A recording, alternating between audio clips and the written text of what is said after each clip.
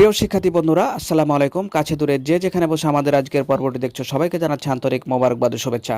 তো দেখতে পাচ্ছ এখানে তোমাদের ষষ্ঠ শ্রেণীর স্বাস্থ্য সুরক্ষা যে বইটি রয়েছে তারই 60 পৃষ্ঠায় তোমাদের একটি ছক রয়েছে। তো আজকে আমি তোমাদের সেটি সমাধান করাবো। তো দেখতে পাচ্ছ এখানে ছকে বলা হয়েছে যে আমার সহমর্মী আচরণ, অর্থাৎ এখানে তারা কিছু রুলস বলেছিল। তো তোমাদের এখানে এই রুলসটুকু তোমরা ভালোভাবে পড়ে নিবে, তাহলে কিন্তু আসলে তোমার এই ছকটি আসলে পূরণ করতে অনেক সুবিধা হবে। তো তোমাদের টেনশনের কোনো কারণে আমরা সব কিছু সুন্দর করে পূরণ করে দিয়েছি, জাস্ট তোমাদের কাজ হচ্ছে তোমরা সুন্দর করে তুলে নেবে। তো চলো যাওয়ার কথা না বলে আমরা ছকটি শুরু করি।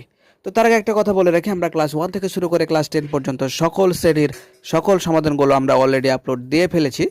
তোমরা সেই ভিডিওগুলো দেখতে প্লেলিস্টে যেয়ে তোমরা দেখে নিতে পারো এবং নিত্য নতুন এরকম শিক্ষামূলক সবার আগে পেতে চ্যানেলটি সাবস্ক্রাইব করে আজও আমাদের সদস্য হয়ে যাও। তো চলো যাই আর কথাটা বলে শুরু করা যাক। তো প্রিয় শিক্ষার্থী, দেখতে পাচ্ছ যে ছকটি সুন্দর করে তোমাদের জন্য সমাধান করে দেওয়া হয়েছে।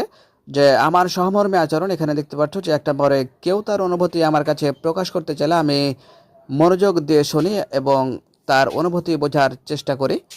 দ্বিতীয় নম্বর আমরা দেখতে পাচ্ছি তার অনুভূতিকে সম্মান করি। সে কোনো ভুল কাজ করে ফেললেও তাকে দোষারোপ না করে পরবর্তীতে বুঝিয়ে বলি। 3 নম্বর দেখতে পাচ্ছি যে কারো কোনো সহযোগিতা প্রয়োজন কিনা তার জানতে চাই এবং সাধ্যমতো তাকে সহযোগিতা করার চেষ্টা করি। 4 নম্বর দেখতে পাচ্ছি তার সুখ দুঃখ আনন্দ কষ্টে আমার কেমন লাগে সেটা তার কাছে প্রকাশ করি। সে কষ্ট বা লজ্জা পেতে পারে এমন কথা বা কাজ করা থেকে বিরত থাকি। 5 নম্বর দেখতে পাচ্ছি তার ভালো কাজের প্রশংসা করি এবং কাজে সাহায্য করার চেষ্টা করি।